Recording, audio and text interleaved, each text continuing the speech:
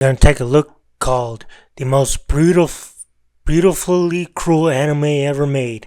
The link will be in the link in the description, so let's take a look at it. Imagine being offered one wish, any wish you could possibly want, but with one tiny horrifying catch. You didn't fully understand what you were signing up for. Yeah. And that's the deal with Madoka Magica. When I first watched this anime, I was expecting... If you haven't seen it, you should go see it. It's a very good show. It's a very dark show too, but it's a very good show. Sparkles, magical transformations, maybe some villains of the week. What I got instead was never-ending dread, shattered dreams, and strangely enough, hope. Madoka Magica doesn't just... Don't trust that cat either. That cat right here gives you hope, but he's actually a liar. Just subvert your expectations. It smashes them into pieces and rebuilds something completely new. But what makes it so gut-wrenchingly beautiful? By the end of this video, you'll not only know, but you'll feel it.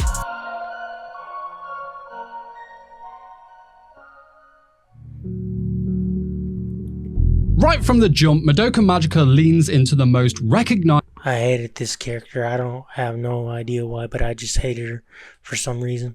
But that's just my opinion. Magical girl tropes, sparkly transformations, a cute mascot, and a pastel world that feels safe. You get all the classics. This is the best girl right here, Sayaka.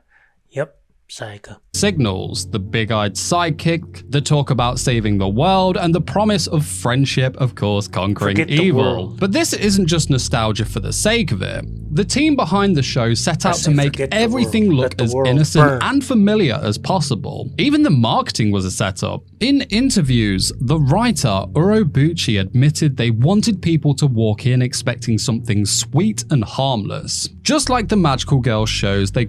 Yeah, you're like, oh, we're gonna watch something very sweet and harmless. And then, BAM! Madoka Magica, BAM! It's dark. And poof, throws that out the window. It's very dark. Very dark and sad. But it's also very good. I like it. I don't know about a lot of people, but I like it. Grew up with. And the early episodes play into this. Except Monica's kind of like a newspaper. Not a newspaper. She's kind of like a nothing character. She's kind of like, oh my god, someone please help me find my personality. She has no personality. She's like one of those characters that has no personality. Someone has to help her find the personality. Comfort. The city is bright, the characters are excited, and there's this sense that you'll know exactly where things are headed. But if you're paying attention, you'll start to notice little cracks. The soundtrack drops in the... and there's Homura Akemi. These haunting, almost otherworldly notes that don't quite fit the cheery vibe. Then of course there's the Witch's Labyrinth. The art style shifts into something completely surreal and disorientating. The show's basically warning you, don't get too comfortable. Because episode 3 comes in swinging. Because by now you've settled into the rhythm. We've met Mommy, who is the mentor, the one kind of holding everything together. She's calm, she's experienced, and she's the anchor for both Madoka and Sayaka. In any other magical girl show, she'd be the one to swoop in at the last second, saving everyone with style. But Madoka Magica doesn't care about those rules. Instead, episode 3 hits you with Mommy's brutal death. Her head bitten clean off by... Goodbye, see you later. Don't come back again. By a witch right in front of the others. It's fast, it's shocking, and it rips away any illusion of safety. The moment isn't just about shock value, it's a statement. Mommy's death wipes out the sense of security, and suddenly nothing feels predictable. The person who was supposed to guide everyone is gone, and all that's left is fear and confusion. The show isn't just flipping the script for fun, it's making you feel what the characters feel. You lose Mommy, but you also lose the idea that this is a story where good intentions guarantee a happy ending. And the creators knew exactly what they were doing. The writer said that the bait and switch was designed to hit both longtime anime fans and newcomers. If you loved magical girl shows as a kid, you'd feel the nostalgia, and then the heartbreak when it all falls apart. And if you're new to the genre, Oh, tea. There's a bunch of tea. That's an empty room. This twist still lands because the setup is so convincing. The whole thing is a trap, and it works because it's built on trust. You trust the show to play fair, and then it doesn't. But the subversion isn't just for the sake of messing with you. The show uses the broken tropes to hit harder emotionally. After Mami's death, every choice the characters make feels heavier. The pastel colors and cheerful dialogue starts to feel fragile, like you're just waiting for the next bad thing to happen. The music and the bizarre witch labyrinths keep reminding you that there's something way darker lurking under the surface. It's not just about pulling the rug out, it's about making you feel the uncertainty the characters are living Oh yeah, Homer, Kimmy has the ability to time travel. through. And this is where the show really starts to focus on what happens when the rules you thought you knew don't apply anymore. The loss of innocence isn't just a plot device, it's the emotional engine of the story. You start to see the characters question everything, why they made their wish. Why did I make my wish? I don't know. I did it for a dude that doesn't like me. Even though my soul is zapped into this thing, my soul is an empty shell now. I have no soul, I have no soul, I have no soul at all. I believed a creepy cat to become a magical girl, and now my life is nothing. A la da da da da da da da da da da da da. Now I have the deadest eyes of all. Wishes, what they're actually fighting for, and whether any of it was worth it. The subversion of tropes isn't just clever, it's the reason you care when things go wrong. It's not just watching a story fall apart, you're feeling the fallout along with everyone on screen. And that's the real trick. By using the familiar to set you up and then tearing it down, Madoka Magica makes every emotional blow land harder. The betrayal of expectations isn't just about surprise, it's about making you sit with the consequences. The show doesn't just ask, what if being a magical girl was dangerous? It asks, what if trying to do the right thing hurt more than you ever imagined? That's the space the show lives in after the deception, a world where every choice has a cost, and doing the right thing might break you. But the real nightmare is only just the beginning. This is where Madoka Magica really grabs you by the throat. The emotional core, the parts where every choice feels like it stings way more than it should. The show isn't just about fighting witches or making wishes. I'm an evil cat, but look at me and see that I'm an evil cat. I have red eyes and a tail. Never trust an evil cat that looks like a Pokemon again. Ah, ra, ra, ra, ra, ra, ra, ra, ra. It's about the pain that comes with growing up, about realizing that every single thing you want comes with a cost you never saw coming. That's the real magic trick here. It takes the classic magical girl deal, make a wish, save the world, get a cool outfit, and it turns it into a metaphor for that moment in your life when you realize nothing is free. So with that being said, let's talk about Sayaka, because her story The best character in the show. is one that really messes you up. Sayaka's wish is textbook selfless. She wants to heal Kyosuke's hands so he can play the because she likes him, but he doesn't like her or something. I don't remember the show. It's been like forever since I've seen it, but yeah, she's the best character in the whole show. violin again. She's not asking for anything for herself. She just wants to see the person she cares about happy and maybe end up with him in the future, Saying that, the show doesn't let her have a happy ending. Instead, we watch Sayaka fall deeper and deeper and deeper into darkness. Sayaka doesn't just lose Kyosuke in all of this, she loses her sense of self. Her soul gem corrupts completely and she transforms into a witch herself. Her story is strong and impactful because the gut punch of it all is that even the most selfless wish can turn into a curse, and the world doesn't care how pure your heart is. Then we've got Kyoko. She's the flip side of this coin. Yeah, I don't really know why they added her into the show. She was a nothing character.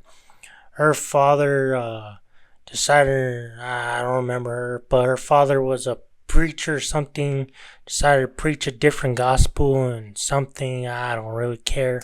Her wish was to bring back the crowds to her father's sermons, hoping to save her family from falling apart. At first, it sounds clever. Help the family, keep everyone together. But it backfires. Her father finds out about her power, thinks it's unnatural, and everything blows up. Kyoko loses her family, and she decides that caring about people is pointless. She puts up walls, acts selfish, and tries to keep everyone at arm's length. But here's the twist. When she meets Sayaka, she sees a bit of herself in her. Sadly, Kyoko tries to save Sayaka from her fate, but ends up sacrificing herself to try and bring her back. It's a complete reversal. Yeah, I really don't know what the point of her character was. She's not a really good character at all. It's like, why are you here, Apple Girl? Get out of here. Her selfishness turns into the ultimate act of selflessness. But the sad truth is that both girls end up destroyed by their wishes, whether they're thinking of others or themselves. And that's what's wild about the show. It never tells you that there's a right way to make a wish. It's not saying be selfish or be selfless. It's just showing you how messy and complicated desire can get. The writer built the whole thing around these Faustian themes. Bargains with hidden costs, wishes that twist back on you when you least expect it. In this entire... I am an evil cat, and I am Cube, that is my name. Viva la cat. Wait, is Cube an alien or something? No, he's an incubator, I forgot what he was. Yeah, he's a incubator or something. And he's not very cute. He's a very creepy thing. Yeah. Entire story, Cube, he isn't evil. He's just indifferent, like the universe itself. He offers the deal, but he doesn't care what it does to you. That's the real horror. The system doesn't care about your feelings, only about the energy it gets when you fall apart. If we look back at Mami's story, this adds another layer to this. Her wish was simple. She wanted to survive a car accident. She gets her life, but at what price? Well, her family's gone and she ends up alone, clinging to the role of a mentor just to feel like she matters. And of course, just as she starts to find this real connection with Madoka and Sayaka, it's ripped away in an instant. Mami's got a really strong story all about nostalgia and regret, surviving, but not really living. It asks whether being stuck in the past... I think she deserved to be dead. I didn't like her character. She was a useless character, just like that other girl with the red hair. Is any better than falling into despair. And then now, of course, we've got Homura Akemi. Well, Yes, she's not really a good written character. She only came here because of Monica. And that was Monica. She was only Monica's only good friend. And that's the only reason why she kept dying and dying and dying and dying. So yeah. Makes her wish to save Madoka, and then she's stuck in a loop, reliving the same month over and over, sacrificing her own happiness and sanity just to try and fix things. Homura's love for Madoka is intense, but it turns into obsession, and every attempt she makes just seems to make things worse. She's trapped by her own desire to protect someone, and it's heartbreaking to watch her hope turn into frustration and then, of course, despair. It's not that her intentions are... And then she becomes the opposite. Like Monica becomes like a type of god in a movie, and then Homer becomes like a devil in the movie. It's kind of weird. They have a love-hate relationship, I guess. They're kind of lesbians, I guess. I don't know.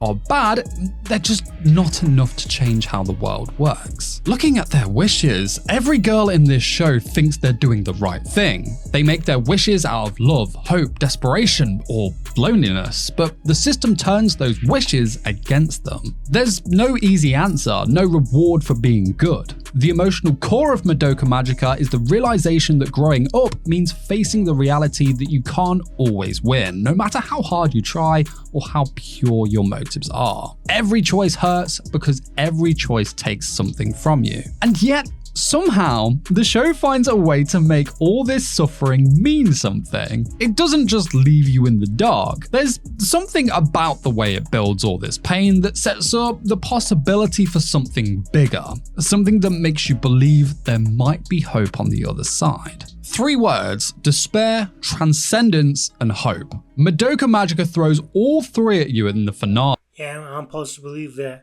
Monica here is supposed to do all this, and she becomes some type of god to destroy this little critter here. Yeah, okay. She's the Goku of the universe. Okay, whatever. And somehow makes them stick. So Madoka's cosmic wish in episode 12 isn't just a dramatic gesture, it's a total rewrite of the universe's rules. She wishes to erase all witches before they're born, creating the law of cycles, a new system where magical girls never have to become the very monsters they once fought. This isn't some loophole or technicality, it's Madoka looking straight at the endless cycle of hope turning into despair and deciding, nah, not on my watch. But this move, of course, doesn't come out of nowhere. The show takes its time dragging you through the mud. The witch labyrinths aren't just weird backdrops, they're basically depression made visible. Every magical girl story is a slow motion collapse, with hope always curdling into something ugly. The big twist that magical girls become witches when their soul gems blackened lands like a punch to the gut. All those wishes, all that effort, and it always ends the same way. By the time Madoka steps up, you're convinced that hope is just a setup for disappointment. Hello, open the door. Here I am. I'm waiting for your despair. Hello, open the door. Hello, Cuba here. I'm waiting. Hello, I see that you're in despair. Come on, make a wish. Come on, make a wish. Hello. Okay, if you don't make a wish, hello, come on, the world depends on it. The world depends on the downfall, okay. So, when Madoka makes her wish, it's not about dodging pain or pretending everything's fine. She literally asks to take on all the despair herself, so no other magical girl has to. She doesn't erase the suffering, but she transforms what comes after. Magical girls still fight, still lose things, but now when it's over, they're saved from turning into witches. Instead, they disappear peacefully, their hope and pain both remembered. That's the law of cycles. It's not a happy ending, but it's a new one. And the emotional payoff is brutal, because you feel the loss, even though the universe is fixed. Madoka's sacrifice isn't just cosmic, it's personal, and you can't help but feel the weight of what's gone. What's wild is how Madoka's wish reframes everything. She becomes a living embodiment of hope, taking on all sorrow herself so others can have a chance at something better. And that's one thing I hated about the show. This character, this nothing character, somehow becomes the god of the universe or something. She has no personality. She's basically a paper bag of a character. Everybody had to hold her hand and tell her how to act and how to walk and y todo. And she somehow says, well, I decided to make this wish to become like this. Andale. What a stupid ending. Wow, good show. The show doesn't pretend despair is gone, but it gives you a way to look at suffering and see possibility, not just pain. It's a bittersweet resolution. Madoka's erased from existence, her friends forget her, and Homura is left only with the memory of what she lost. However, hope isn't a lie anymore. It's something you fight for, even when it hurts. The emotional punches in this show land because you watched every character lose something real. Sayaka's sacrifice, Kyoko's reversal, Mami's loneliness, Homura's endless struggles, they all matter even if the world forgets. Madoka's wish doesn't erase their pain, but it makes sure it meant something. That's the difference. The show says, yeah, suffering is real, but so is the chance to make it count. And that's what sticks with you. The series doesn't just want you to watch despair, it wants you to understand how hope can survive. Then they made some remakes, I believe. They're not as great, but they made some remakes. And the movies. The movies are okay, even though they're kind of crappy, but whatever. It's not about pretending the darkness isn't there, it's about finding a way to create something beautiful. I forgot somebody was in a wheelchair. Come on, guy. Wheel yourself over here. They're all happy for you. Wheel yourself over there. Even when everything hurts. And when you look at Madoka Magica as a whole, it's not just the big twist or the dark tone that hits you, it's how every piece fits together. Kyubei's contracts lure the girls in with promise, Mommy's death shatters any sense of safety, and Sayaka's breakdown and transformation show how even the purest wish can destroy you. But then Madoka's wish flips the script. I don't know why they did that, because she's a plastic bag of a character. She has no personality. She has nothing to offer she's a nothing character. But what do I know? I'm just an idiot. Turning all the or a jackass, if you will. Suffering into a shot at salvation for every magical girl after her. Madoka's sacrifice isn't just sad, it's what gives everyone else a chance at something better. That's the message. Meaning comes from what you do for others, not just what you survive. And while you wait for the next video to drop, why not check out this? Well, anyway, tell me what you thought of this anime. Until we meet again, my fellow strugglers. Oh, this video will be in the link in the description.